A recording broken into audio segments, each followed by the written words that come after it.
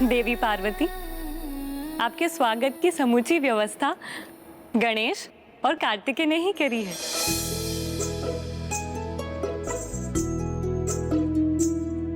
ये साज सज्जा, मेरा स्वागत अद्भुत, अति सुंदर है गणेश। यहाँ से, कैलाश से, मेरे स्वामी से और तुम दोनों से दूर रहकर मैं अति विचलित थी। किंतु आज जैसे मैंने पुनः सभी सुख प्राप्त कर लिए हैं।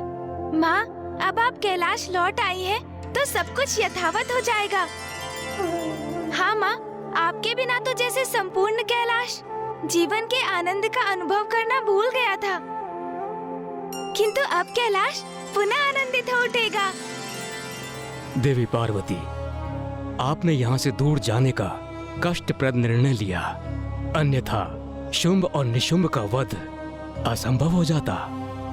किंतु ब्रह्मदेव, यदि पुत्र गणेश मेरी सहायता के लिए प्रस्तुत नहीं होता, अपना विनायकी रूप धारण नहीं करता और अन्य देवताओं को उनका स्त्री रूप उजागर करने के लिए प्रेरित नहीं करता, तो शुंभ निशुंभ का वध कदाचित मेरे लिए भी असंभव था। माँ, इसमें मेरा कोई श्रेय नहीं।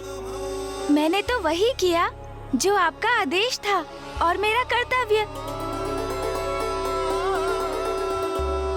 महादेव, देवी पार्वती, अब हमें आज्ञा दीजिए। हमें ज्ञात है आप पुत्र गणेश और पुत्र कार्तिकेय के साथ समय व्यतीत करने के लिए उत्सुक होंगी। कितना कुछ कहना और सुनना होगा आप सभी को, है ना?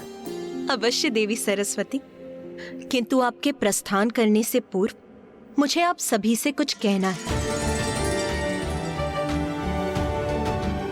और एक अत्यंत आवश्यक और विशेष घोषणा करना चाहती हूँ।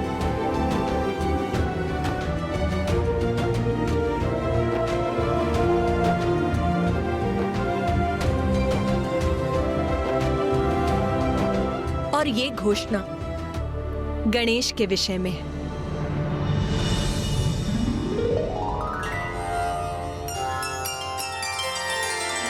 मैं समझ गया माँ, कल भाद्रपद की शुक्ल पक्ष की चतुर्थी है, अर्थात मेरा जन्मदिन। आप अवश्य उसके उपलक्ष्य में उत्सव की घोषणा करने जा रही हैं। तो शीघ्र कहिए ना माँ, गणेश को लेकर क्या विशेष घोषणा करनी है आपको? अरे वाह भैया, जन्मदिन मेरा है और उत्साहित आप हो रहे हैं, उचित है, क्योंकि मेरे जन्मोत्सव की संपूर्ण व्यवस्था तो आपको ही करनी होगी ना। पुत्र गणेश, आज मैं तुम्हें ये आशीष देती हूँ कि आज से तुम केवल देवताओं के ही नहीं, समस्त जगत के संकट हरोगे, सबके तारणहार बनोगे।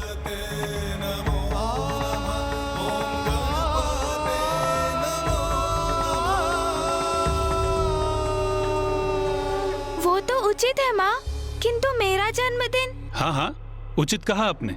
गणेश बुद्धि में श्रेष्ठ है और युद्ध कौशल में भी पारंगत है। शक्ति और युक्ति का अद्भुत मेल है इसमें, इसलिए संसार के कष्ट हरने का दायित्व वो भली भांति निभा सकता है। हम सभी गणेश के लिए अत्यंत प्रसन्न हैं। अरे अनुज गणेश, क्या हुआ? माँ ने इतनी बड़ी घोषणा की, इतना बड़ा दायित्व सौंपा है तुम्हें, फिर भी तुम प्रसन्न क्यों नहीं प्रतीत हो रहे हो?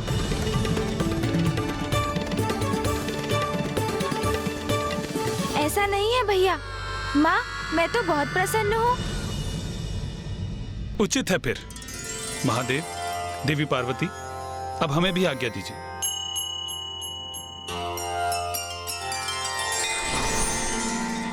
उमा, अब मेरा भी ध्यान का समय हो गया है। माँ, मुझे भी एक अत्यंत विशेष कार्य के लिए जाना है। मुझे अनुमति दीजिए, मैं वो कार्य संपन्न कराऊं। उचित है पुत्र।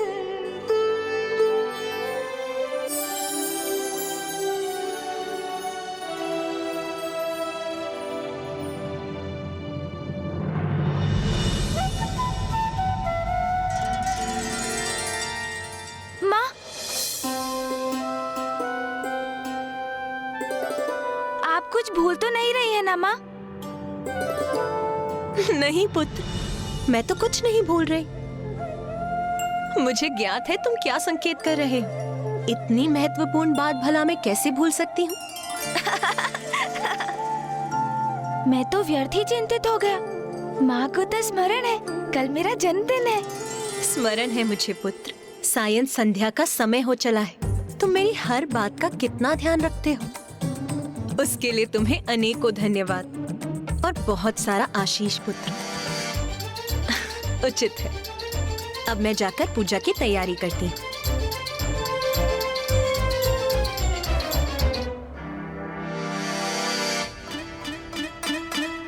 ये क्या, माँ ने तो मेरे जन्मदिन का उल्लेख भी नहीं किया।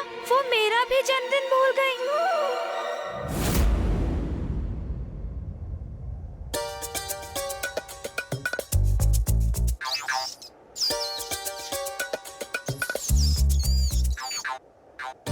ऐसी अद्भुत सुगंध! अर्थात माँ अत्यंत स्वादिष्ट भोजन पका रही है। आज इतने दिनों के बाद माता के हाथों का स्वादिष्ट भोजन प्राप्त होगा मुझे विश्वास है प्रभु तो रसोई गृह में ही बैठकर भोजन की प्रतीक्षा कर रहे होंगे।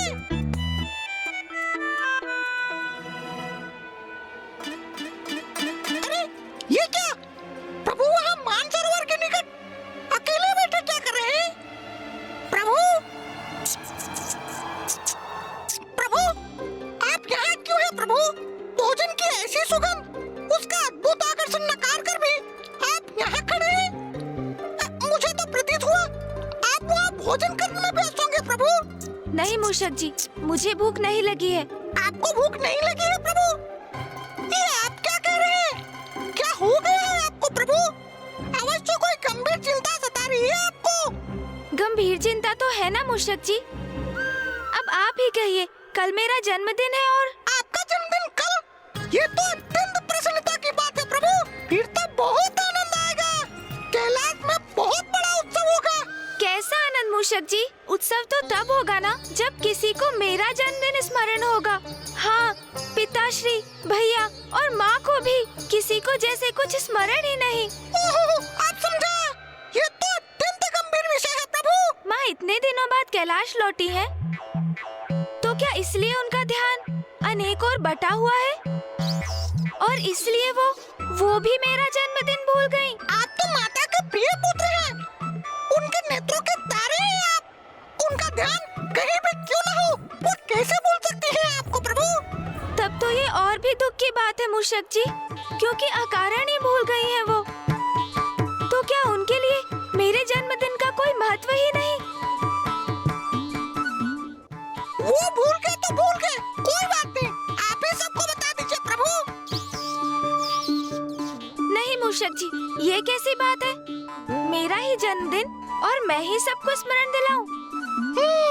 बात तो आप भी उचित कह रहे हैं प्रभु। अपने मुख से ही अपनी बात कहना तो उचित नहीं।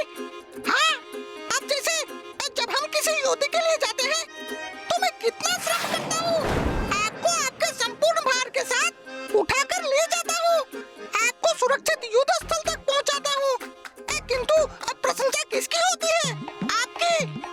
किंतु मैं कभी आगे बढ़कर कहता हूँ कि आपकी सफलता में मेरा ही योगदान है? नहीं, कभी नहीं। मैं तो सदा आपकी जय जयकार होने देता हूँ, क्योंकि प्रभु हैं आप मेरे।